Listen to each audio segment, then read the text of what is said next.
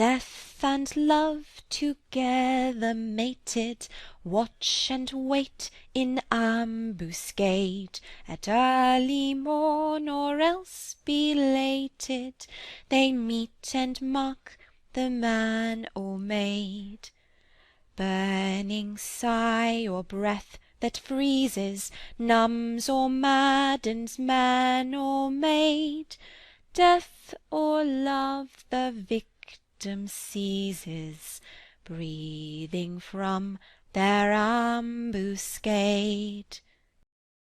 In the Glass Darkly is an 1872 horror anthology written by Irish author Joseph Sheridan Le Fanu. It contains 5 stories: Green Tea, The Familiar, Mr. Justice Harbottle, The Room in the Dragon Volant, and Carmilla, the last of which I reviewed independently last year and will revisit for this review. The book's framing device is that the unnamed narrator worked for years as the secretary of a genius investigator into the paranormal, a Dr. Martin Hesselius. And the secretary has compiled various letters between the doctor and some acquaintances into 5 compelling narratives that he trusts the reader will find entertaining. The title is in reference to the Bible quote, "For now we see through a glass, darkly." 1 Corinthians chapter 13, verse 12, meaning that humanity has a poor understanding of the world around us. I was reminded of General George S. Patton's use of the quote to describe his perception of having been reincarnated for multiple wars throughout history. I kept muttering his poetry while reading this. As if through a glass and darkly, the age-old strife I see, where I fought in many guises, many names, but always me. To me, Dr. Hesselius is probably the most interesting part of the anthology, a sort of precursor to Sherlock Holmes, who applies his knowledge of medicine to uncover mysteries of the occult, with his secretary publishing his stories as sort of a Watson precursor. I imagine that both Holmes and Hesselius are based on contemporary detective fiction, but the similarity intrigues me, and I like to imagine Hesselius and his secretary enjoying the deep friendship of Holmes and Watson. Hesselius himself is a character in Green Tea and is the narrator of the story, but he is disappointingly absent from most of the anthology, where he is referenced only as the recipient of the letters that his secretary used to construct the stories. That's probably the biggest flaw in the book to me. That and the wacky hierarchy of narratives. You're reading a book written by Le Fanu, supposedly written by the secretary, compiled from letters written by characters largely not present in the narratives, with characters that may be unreliable narrators, relating stories told to them by other characters, recounting events in those characters' lives. It's like Little Harmonic Labyrinth from Gullish or Bach, where they keep pushing downwards into other narratives, which is confusing in its own right, and then they don't pop out all the way by returning to Hesselius, so it's kind of an editing mess.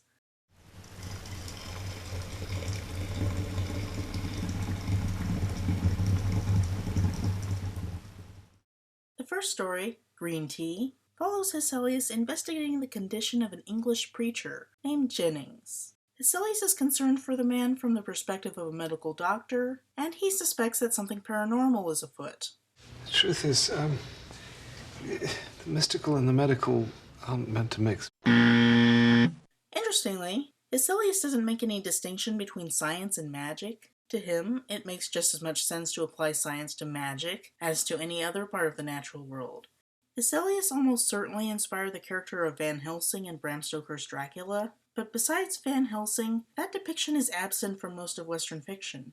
Magic is often associated with faith, as requires a willful rejection of science, to believe in a supernatural reality in spite of what experimental evidence can show us. But Hesselius doesn't need to reject science to embrace magic at all. There's not even an indication that he finds the subject at all controversial. The only other similar character I can think of is Eliezer Yudkowsky's reimagined Harry Potter in his satirical fanfic Harry Potter and the Methods of Rationality, and even that isn't quite a Dr. Hesselius. The satirical Harry Potter is a staunch atheist who only believes in the supernatural when shown sufficient evidence for it, while Dr. Hesselius is a Christian who believes that science can gel with active theological belief.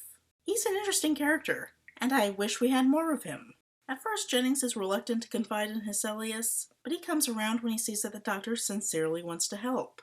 Jennings explains that an evil spirit that only he can see and hear has harassed him for a long time. It takes the form of a black monkey with red glowing eyes and surrounded by a red glow. He can never escape it for long. Sometimes he can take a vacation and leave it behind, but it always catches up to him. I don't like monkeys.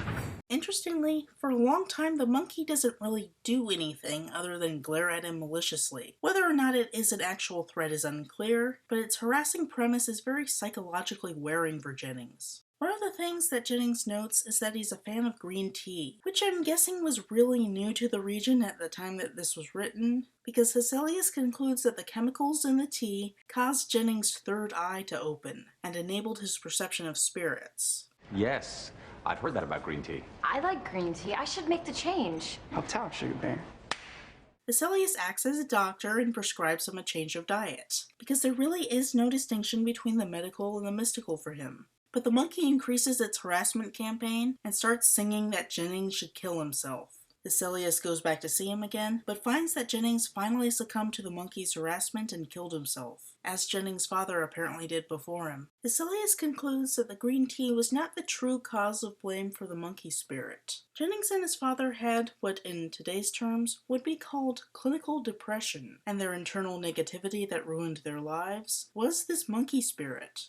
Jennings consumed green tea and saw the depression in its true form, but this little dalliance into the paranormal was irrelevant to his well-being, as he should have been treated for depression and not his third eye. It's a decent twist, and not as problematic as many other uses of imagining real-world neurological conditions as the product of supernatural phenomena. Typically, imagining that the makeup of someone's brain is strange and otherworldly is a kind of dehumanizing ableism, imagining someone perfectly natural as unnatural. But I think it works here because depression is pretty much universally considered a problem. Whether or not it's an invisible illness or an evil monkey spirit, it's a problem afflicting Jennings that he needs to see a doctor about. I would love to see a Dr. Hesselius series where he goes around helping people with medical conditions associated with supernatural entities. With all of the Sherlock Holmes adaptations, it seems like there would be a good untapped market for a modern reimagining of this character. He's a little bit Sherlock, a little bit House, and a little bit Harry Dresden. Can someone pitch this to sci-fi? I'd watch the crap out of that show. You were a watcher. How do you know I was a watcher? I've never... The second short story is called The Familiar. Dr. Hesselius plays no active part in it, though there are a few comments on it by him inserted into the narrative by his assistant. It's about a decorated sea captain named Barton, who is kind of his setting's version of Richard Dawkins, a modern skeptic who denounces superstition and belongs to the Whig Party, which was the progressive party back then, but now would be considered libertarian. Barton has an engagement with a woman named Miss Montague. There's a note about how she's of a lower class and how unusual it is that Barton would court her. I imagine this is to make him seem like a nice guy, in contrast to what we learn about him later. Miss Montague is described relatively positively. It's stated that she's clever, but she's not enough of a character to actually demonstrate this. There's also a bit of gender essentialism where her powers of keen and penetrating observation are indicated to be innate to her femininity, which is sexist, but might indicate that Le Fanu had some general respect for women, which is likely supported by the feminine focus of Carmilla. Barton has a close encounter with a ghost, taking the form of a creepy man stalking him through an alleyway. And then the ghost, calling himself the Watcher, sends Barton a letter warning him against going through the alleyway again, or else the Watcher will haunt him. Barton stands firm against superstition and calls his bluff, going through the alleyway again to make a stand against pranksters trying to scare him. The Watcher then full-on stalks Barton. There are some indications that the Watcher isn't really human, but he takes the form of a man who yells aggressive gibberish at Barton, follows him around town, and stares at him through the window of his house. He's a stalker in a story from before that was really an understood phenomenon. It really wasn't until second-wave feminism in the 1970s that stalking was really given a label and paired with the understanding of criminal psychology, stalking methods, and how to address it. Laws against it only showed up in the late 1980s. Of course, these days, there are also problems with cyberstalking, and there is still difficulty getting people to take it seriously.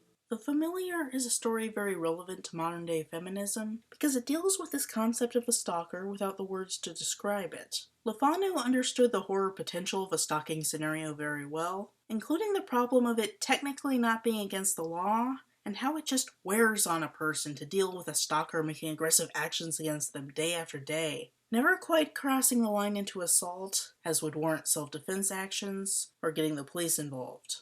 Barton just has to live with this intimidating man.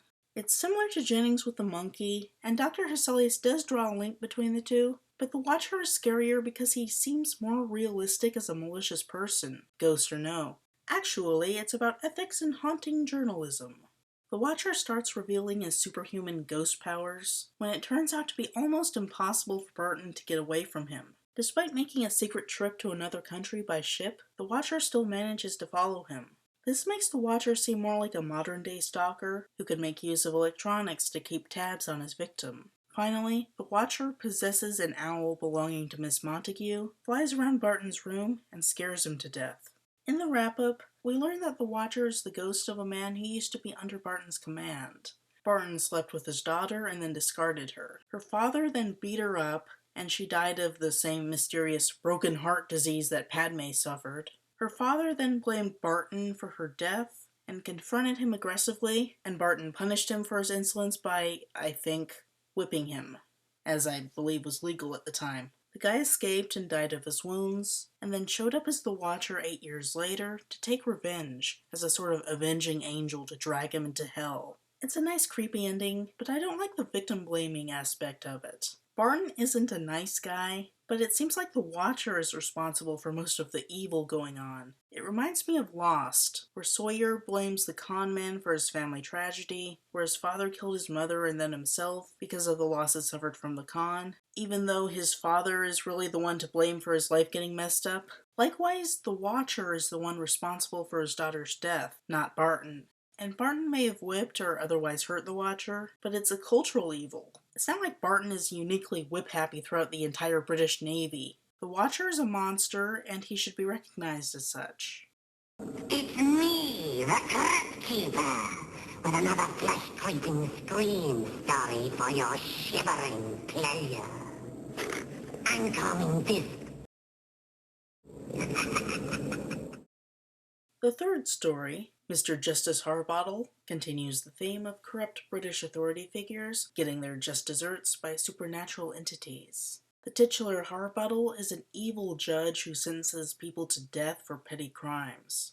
One day he starts receiving threats from a group of vigilantes. He thinks that these people are just angry humans with a political motive, but they are actually the ghosts of people he had executed.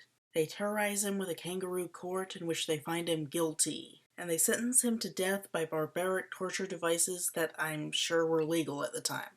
People around him think he's gone mad and can attribute his injuries to things like gout, but a few bystanders see things that make it clear that ghosts are the only explanation that makes sense.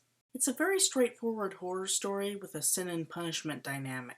A bunch of ghosts do scary things, but we don't really care about the victim. It couldn't happen to a nicer guy. It's the kind of story that I imagine inspired EC Comics. Hey, maybe Dr. Hesselius is the Crypt Keeper. While Green Tea and The Familiar have the themes of harassment that are relevant to feminism, Mr. Justice Harbottle has nothing of feminist value. The female characters are few and far between, and are ultimately just supporting the real conflict between men, mostly Harbottle and the ghosts. The female characters are just filler. There's a bit of a focus on Mrs. Carwell, the widow of the latest man he had executed, but she isn't a very effective character. She's more just there to emphasize Harbottle's sin of executing her husband. Even though she suffers, it's about her husband. Talking about her is emphasizing the negative space of the husband. And there's a line about her that doesn't sound very good from a feminist perspective. A woman, coarse, uneducated, vain, and violent, does not reason or even feel very distinctly. At best, you could say it's classist instead of sexist, and just mentions a woman because the specific uneducated character is female, but it still represents a degrading conception of a marginalized social group. I would typically demand more of a female focus, but we get that in spades in Carmilla, so the anthology as a whole is less unbalanced than it appears based on this one story.